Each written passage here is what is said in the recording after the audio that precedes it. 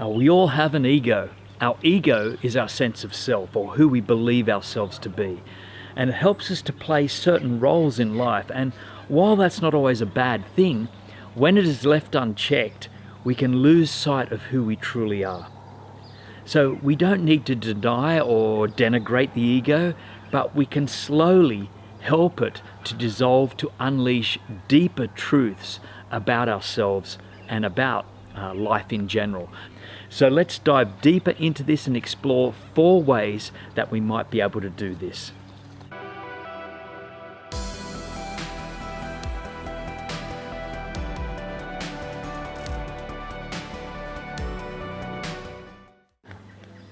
Hello, I'm Jason and welcome to the Awakened Mind channel. And today I want to help you to dissolve the illusions of your ego so that you can awaken to deeper, more expansive life truths. Now, as you work on dissolving the ego, hear in mind that resistance, it can arise. And in other words, the ego often does not go quietly. So practice curiosity and self-compassion as you explore the tips I'm about to offer you. So one of the first ways to begin shedding the illusions of the ego is to practice mindfulness of our thoughts and our judgments. Consider someone or something you recently judged, let's say someone who holds a different viewpoint than you. Now, as you hold this judgment in mind, see if you can refrain from judging the judgment as right or wrong, good or bad. Just notice it. Become curious about it. And the more you practice this curious, this non-judgmental awareness, the easier it will be to become and disidentify from your habitual mode of thinking. Now, another great way to help shed light on this ego thing is to cultivate love. Love and compassion is a shift. It shifts us from the head to the heart, from the conditioned thinking mind to the heart of humanity. And the more and more we are able to approach ourselves and others from this place of love, the less likely we are to be able to be swayed by the egoic mind. Now, this can be challenging, but wherever we encounter this resistance to love and compassion, we also find an opportunity to let go just a little bit more.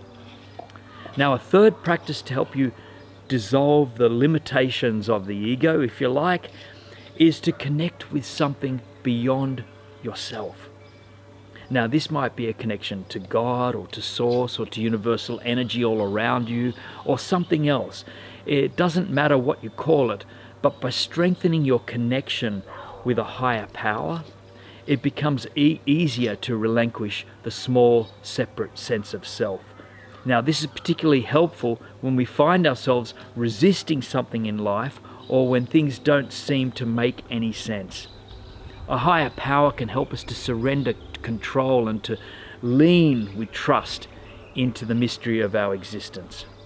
And lastly, though it might seem paradoxical, I invite you to befriend your ego. While at first glance you might think that this would strengthen it, no, it will in fact help to disarm it.